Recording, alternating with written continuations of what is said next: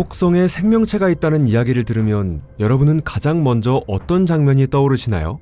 아마도 울창한 열대 밀림부터 북극의 툰드라까지, 또 고산지대의 초원이나 깊은 심해 등 지구 곳곳의 다양한 생태계를 떠올리게 될 거예요. 하지만 지구의 경우에도 생명체는 단순히 지표면이나 광활한 대양 또는 하층 대기 속에만 있는 게 아닙니다. 여러분 안녕하세요. 그렇다면 지구 깊은 속 지하 깊은 곳에 존재하는 생명에 대해서는 어떻게 생각하시나요? 이 주제가 왜 우주생물학, 즉 아스트로바이올로지에서 중요한 의미를 가질까요? 또 얼음으로 뒤덮인 위성들과는 어떤 관련이 있을까요? 여러분, 여기는 토픽입니다. 이 영상 하나면 그 모든 궁금증이 풀릴 거예요. 자, 지금부터 시작합니다.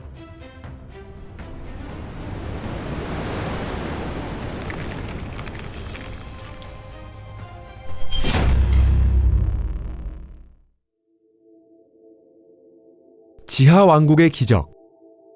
지구 깊은 곳에는 아주 기묘한 존재들이 살고 있다는 이야기가 세계 모든 민족의 신화에 등장합니다. 우리는 지금까지 지각의 상부를 꽤나 자세히 조사해 왔는데요. 그 결과 이제는 드래곤도 없고 노움도 없고 코볼트나 아름다운 공주님도 존재하지 않는다는 걸 자신있게 말할 수 있게 됐죠. 대신에 전혀 다른 것이 발견됐죠. 그것은 수없이 많은 박테리아와 고세균이었습니다. 얼핏 보기엔 암석권 깊은 곳에 살아가는 생명체들은 뭔가 연약하고 금방 사라질 듯한 느낌을 줍니다. 하지만 실제로는 전혀 그렇지 않습니다. 2009년 미국 워싱턴에 있는 카네기 연구소 산하에 신부 탄소 관측소라는 기관이 설립됐습니다. 지각 내부에서 일어나는 여러 현상 속에서 탄소라는 원소가 어떤 역할을 하고 있는지를 밝히는 것이 그 목적이었는데요. 탄소는 모든 생명체의 필수적인 가장 중요한 구성 요소입니다. 이 지구 물리학적 연구에는 생물학, 화학, 지질학 등 다양한 분야의 과학자들이 협력하고 있습니다. 그렇게 해서 이 관측소의 연구를 통해 지구에 존재하는 미생물 총량의 무려 70% 가까이가 지하에 있을 가능성이 있다는 사실이 밝혀졌습니다. 그 양이 얼마나 엄청난 수치인지 한번 상상해 보세요. 단세포 생물은 다세포 생물보다 훨씬 더 많이 존재합니다. 그러니까 그 70%라는 수치는 지구상의 모든 동식물의 총량을 뛰어넘는 어마어마한 규모라는 뜻이죠. 다시 말해 지구 깊은 곳에는 울창한 열대우림보다도 훨씬 더 많은 생명체가 빽빽하게 존재하고 있다는 거예요. 그렇다면 생명은 지구의 얼마나 깊은 곳까지 들어가 있을 수 있는 걸까요? 현재까지 확인된 가장 깊은 곳의 기록은 데술포르디스 아우닥스 비아토르라는 이름의 박테리아가 보유하고 있습니다. 이 박테리아는 2008년 남아프리카 공화국에 위치한 음포넨 광산의 지하수에서 발견됐습니다. 이 물은 지표면으로부터 약 3km 깊이에서 채취된 것이었죠. 과학자들은 이 박테리아가 해수면 아래 5km에 달하는 훨씬 더 깊은 곳에서도 살아갈 수 있을 가능성이 있다고 보고 있습니다. 데술포르디스 아우닥스 비아토르의 발견은 생물학에서 하나의 엄청난 돌파구가 되었습니다. 이는 1970년대 해저의 블랙스모커 주변에서 생명체가 발견됐을 때와 맞먹는 충격적인 사건이었죠. 이 발견을 통해 생명체에게 태양빛은 꼭 필요하다는 기존의 통념이 깨졌습니다. 많은 미생물들이 햇빛이 전혀 없는 환경에서도 아주 잘 살아갈 수 있다는 사실이 밝혀진 겁니다. 데술포르디스 아우닥스 비아토르는 산소도 태양빛도 전혀 필요로 하지 않습니다. 이 박테리아는 황산염과 수소가 일으키는 화학 반응을 통해 에너지를 얻습니다. 이 수소는 방사성 암석이 내뿜는 방사선 때문에 물속에서 생성된 것입니다. 그런데 이 박테리아에는 또 다른 흥미로운 특징들이 있습니다. 예를 들어 이 생물은 완전한 자급자족이 가능한 지금까지 알려진 유일한 생물종이며 다른 종에 의존하지 않고 이 종만으로 생태계를 형성하고 있습니다. 게다가 어떤 생화학 반응에도 의존하지 않고 다른 생물을 잡아먹지도 않으며 개체수는 주변의 극한 환경 조건에 따라 조절됩니다. 과학자들은 이 박테리아의 분열 속도가 매우 느리다는 점에도 주목했습니다. 개체 하나하나는 수천 년을 살 수 있으며 한 번 분열하고 나면 수세기가 걸리기도 합니다. 하지만 이런 성질이 이 박테리아뿐 아니라 다른 유사한 생물들에게도 공통적으로 나타나는 것인지 아니면 예외적인 현상인지는 아직까지 확실히 알 수 없습니다. 사실 남아프리카에서의 이 획기적인 발견 이후 데술포르디스 아우닥스 비아토르는 시베리아나 캘리포니아 같은 지구의 다른 지역에서도 발견되고 있습니다.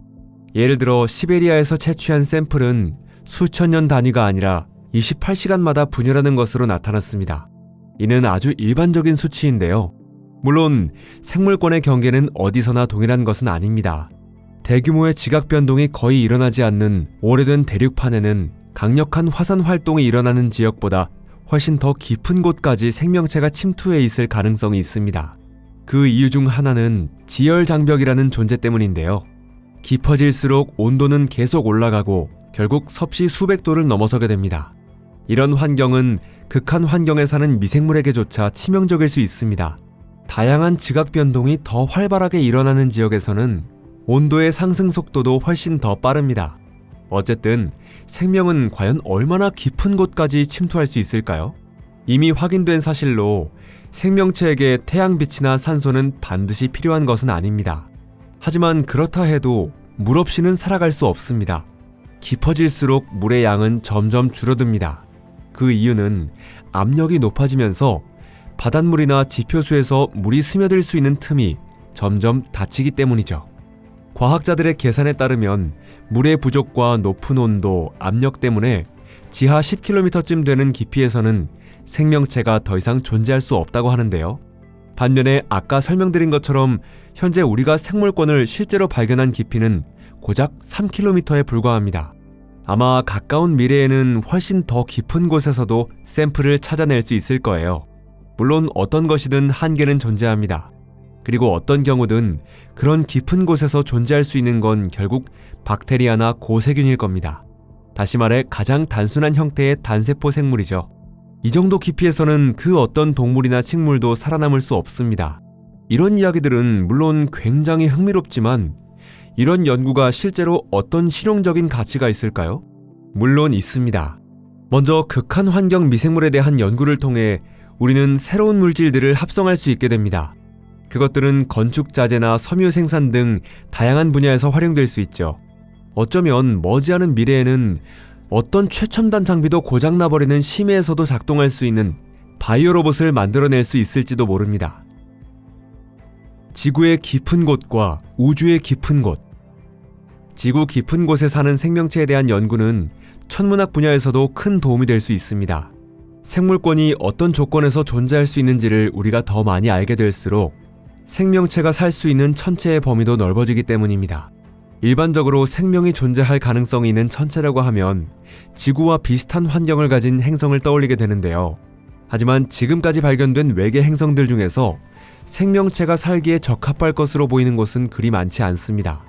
게다가 설령 그곳에서 생물권이 존재한다는 뚜렷한 증거를 발견하더라도 그 다음엔 우리가 뭘 어떻게 조사할 수 있을까요? 멀리 떨어진 별들로 날아가야만 하는 걸까요?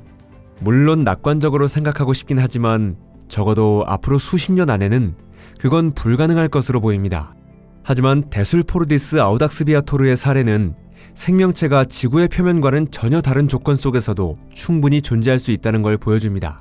예를 들어 섭씨 60도를 넘는 고온 환경, 산소도 태양빛도 전혀 없는 곳, 수 킬로미터에 달하는 안반의 압력이 가해지는 상황에서도 살아남을 수 있다는 말이죠.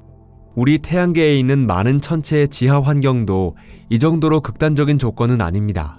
그리고 우리는 아주 소량의 물과 수십억 년 동안 미생물 군집을 유지시켜줄 만한 어떤 에너지원만 있다면 생명체는 그걸로도 충분히 버틸 수 있다는 걸 알고 있습니다. 또 생물 다양성 자체가 반드시 결정적인 요소는 아니라는 사실도 밝혀졌습니다. 즉, 우리의 숨은 삶을 사는 박테리아에게는 서로 존재해주는 것만으로도 충분하다는 뜻입니다.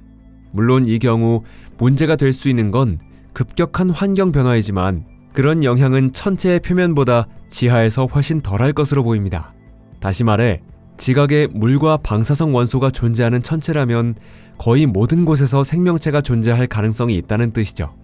물론 그곳에 있다면 단세포 생물뿐일 것이고 거기까지 도달하려면 매우 깊은 곳까지 뚫고 들어가야 하겠지만요. 그래도 그것만으로도 엄청난 발견이 될 수 있습니다. 외계 생물권이 모여있을 가능성이 있는 장소는 단순히 화성의 깊은 지하나 유로파의 바다처럼 현재 지하수가 남아있는 곳에만 한정되지 않습니다. 명왕성이나 세레스 아니면 얼핏 보기에 아무 특징도 없는 소행성의 지하에서도 생명체가 발견될 가능성이 있습니다.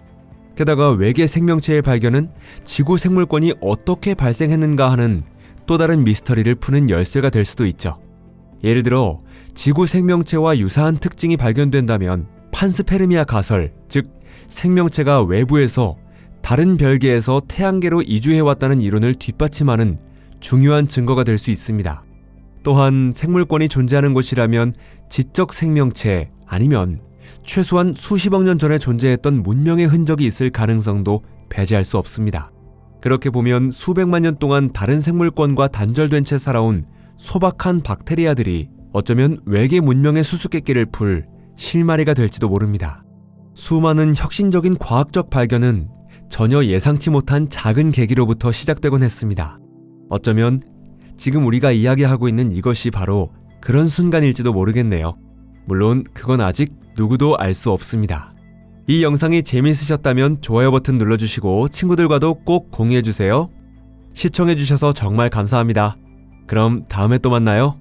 안녕히 계세요.